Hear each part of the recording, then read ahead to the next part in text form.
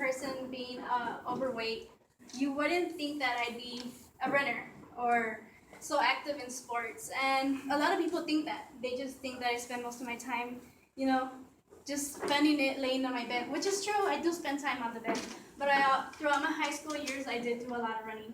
I did track and field, cross country, and I ran 2 marathons. 26.2 miles. And today I'm going to introduce you to this little bad boy right here, my marathon finisher medal.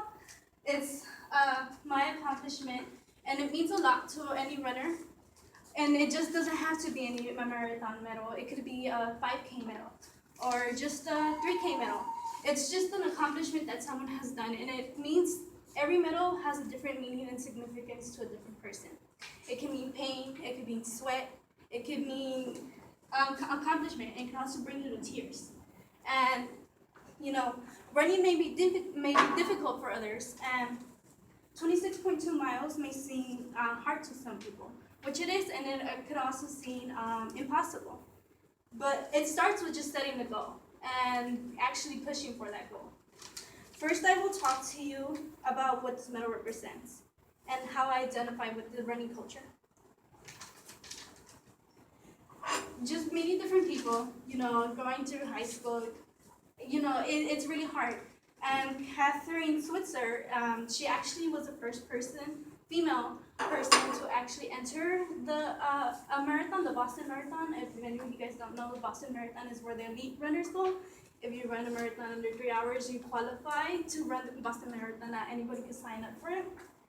And Catherine Switzer, back then in 1967, she was the only female to actually run, because females were not allowed to run. It was thought that a female's body was going to crash down and could not actually run that much mileage. So she actually signed up with her initials, and then she kept running. And the owner, the sponsor of the Boston Marathon, the Boston Marathon actually, you know, saw this, and he actually went after her during the race while she was running the marathon and tried to push her out of the race. But her boyfriend actually pushed, and she actually finished the Boston Marathon. 5 years later, in 1972, females were allowed to join and actually run marathons. So let me tell you a little bit about this medal, right? So this medal actually represents, like I said in the past, it actually represents a lot. And to me, it represents an accomplishment, something that I thought I would never do. Because I grew up being overweight, and you know, it's something that I decided to do just that randomly because I just wanted to be active. So now I'll just talk to you a little bit more about how I identify with this culture. So, being overweight, I actually joined track and field, and I wasn't as active. And 2 years later, they brought the program of Students Run LA to my school. So it's running marathons around, you know, the LA Marathon, and they sponsor you. So I actually went to the first tryout, to the first practice, and I wasn't as shape as I thought I would be, even though I did track my past 2 years. I ran, and I wasn't even a mile in when my legs were cramping up. And I just was crying because I couldn't go for it, and it was really, really hot. And my coach and my friends saw me, and they were just like, come on, you could do it, you could do it. And from there forward, it all becomes mental. You know, your body wants to give up on you right away. And for me, just to keep going, it was just all mental for me, and I kept going and pushing forward towards finishing what was a mile.